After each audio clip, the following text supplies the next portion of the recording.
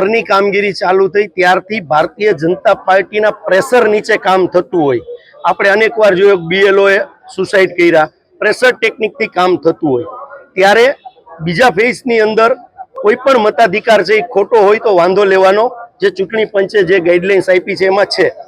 પણ તારીખ 16 પછી 16, 17 અને 18 3 દિવસમાં એવું થયું સમગ્ર ગુજરાતમાં કે એક વિધાનસભામાં 50 લોકોનો પણ વાંધો ન આવ્યો. પણ 16, 17 અને 18 પછી એક વિધાનસભામાં 7-7 હજાર 10-10 હજાર લગીના ફોર્મ નંબર 7 ભરાણા. ફોર્મ નંબર 7 ભરાણા એટલે એનો મતલબ કે આ જે 8000 માંદાઓ 7 નંબરના ફોર્મ ભરાણા હતા, 8000 મત છે એ કાઢી નાખવા માટે તંત્ર પેલા મતાધિકારને નોટિસ આપે.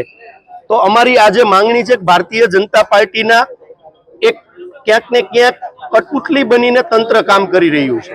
રાજકોટની હું તમને વાત કરવા માંગુ તો રાજકોટમાં પણ 50-50 ફોર્મ જ આવ્યા હતા. પણ 3 દિવસમાં એવું તો શું થયું કે આટલા બધા ફોર્મ 7 નંબરના ભરાઈ ગયા. એટલે અમારી પહેલી માંગણી છે આજે કોંગ્રેસની કે જે 7 નંબરના ફોર્મ ભરાણા છે એમાં મતાધિકારને નોટિસ ન જાય, જેને વાંધો લીધો છે એને નોટિસ જાય, એટલે તમને ખ્યાલ આવશે કે વાંધો લેનાર સાચો છે કે ખોટો છે. આજે એ તંત્રને અમે કહેવા માંગીએ છીએ.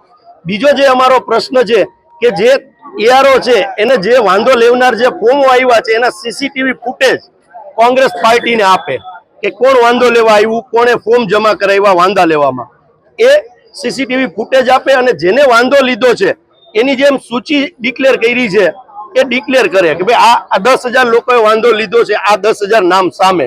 આ અમારી મુખ્ય માંગણીઓ છે.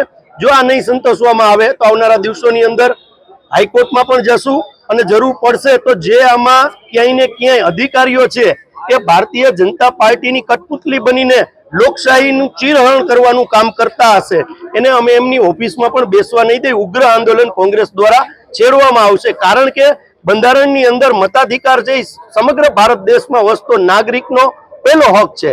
જો એ હક મારવાનું કામ તંત્ર પણ કરતું હશે ભારતીય જનતા પાર્ટીના કહેવાથી, તો તંત્રને પણ અમે બેસવા નહીં દઈએ.